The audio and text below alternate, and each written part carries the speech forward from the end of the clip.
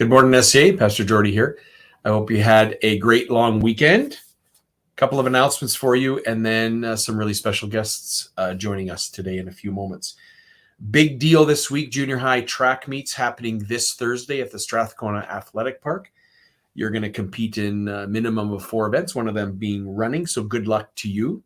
Make sure you know that check in at your first block classes this Thursday. Your teachers will take attendance, and then you're going to get on some buses and you're going to go over to the Strathcona Athletic Park.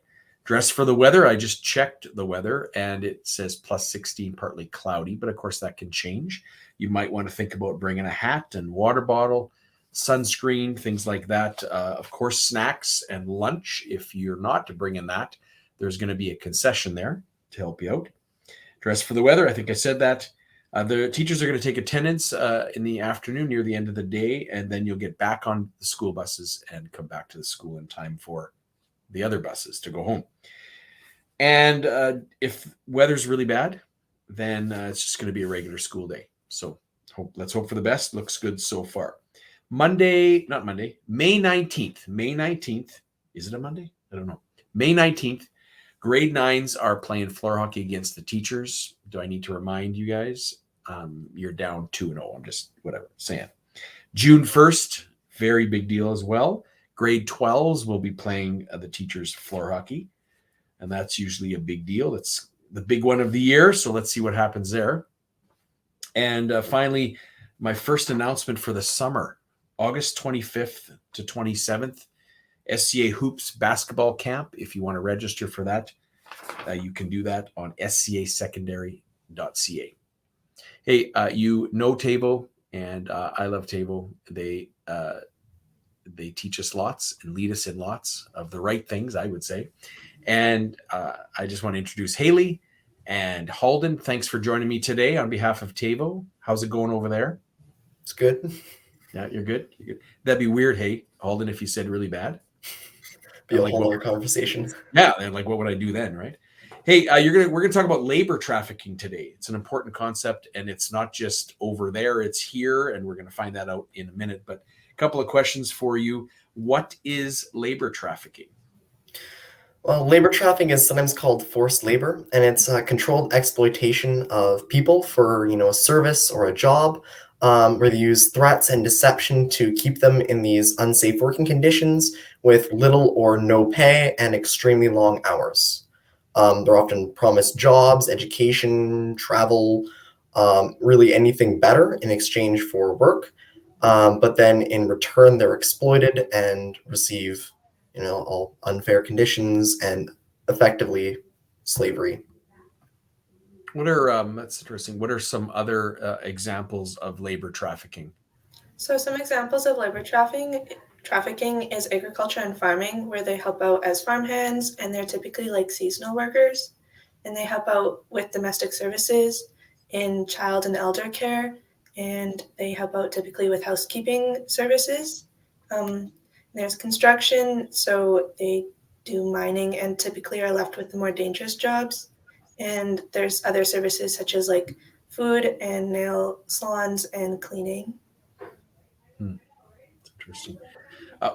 I know this isn't the case, but I feel like I want to say, that happens somewhere else. So where does that happen? So this happens everywhere, including Alberta. And one case in Alberta, this woman was caught trafficking 71 individuals to help out in her hotel and kitchen as cleaners and painters, and this was in Red Deer. And Alberta has been singled out by the RCMP for rising numbers in human trafficking since 2010. Wow.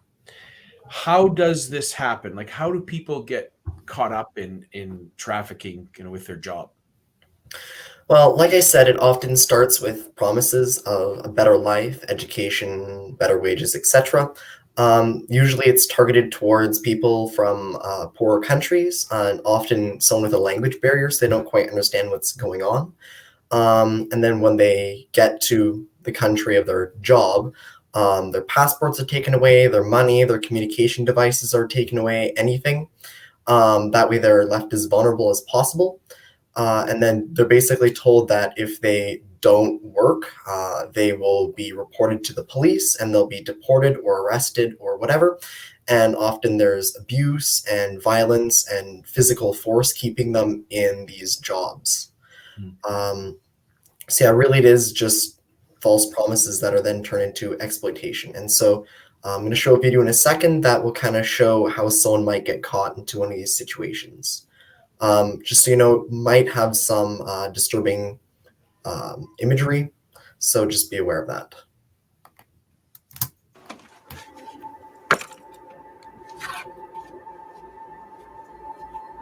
Hi, good morning. Oh, hi, come on in. If you need anything, we'll be in the other room. Thank you. This should have been done. You're so careless and clumsy. Can't you remember anything I taught you?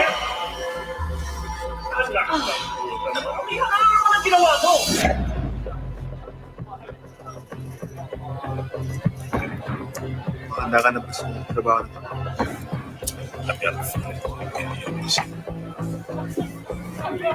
Ano nga ang pangalan? O yan, tikman mo yan.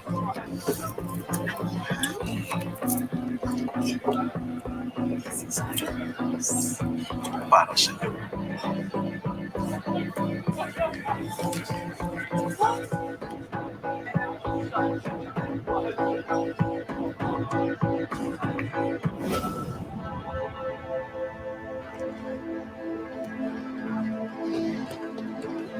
Basta ka na. Kung nga pala si Randy, excited ka. Head southeast on West Harbor Drive toward Lake. What took you so long to get inside? Akin na. Ako na muna magtatay. Honey? This is your room and this is your bed. This can't keep going on like this.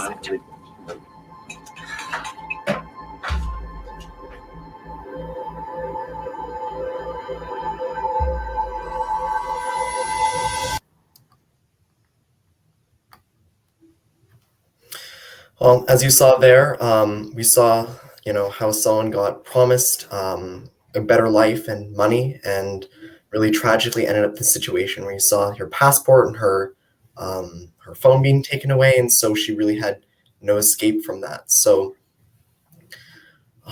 it's just such a tragic reality that happens all the time and everywhere.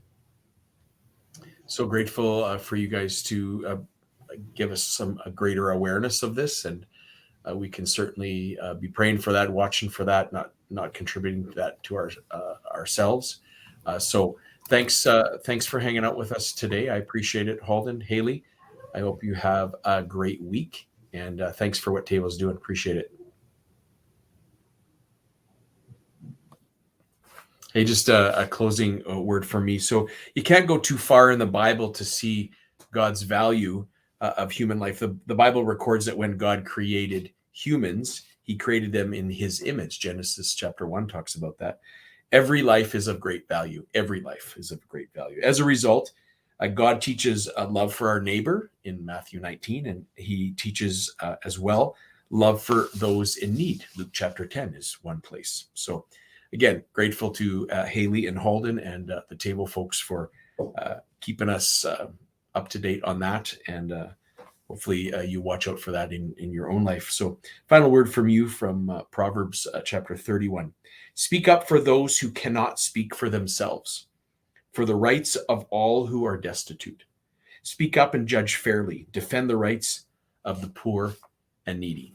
So I hope that's a good word for you today and a challenge. And I hope you have a great week. Take care, SCA.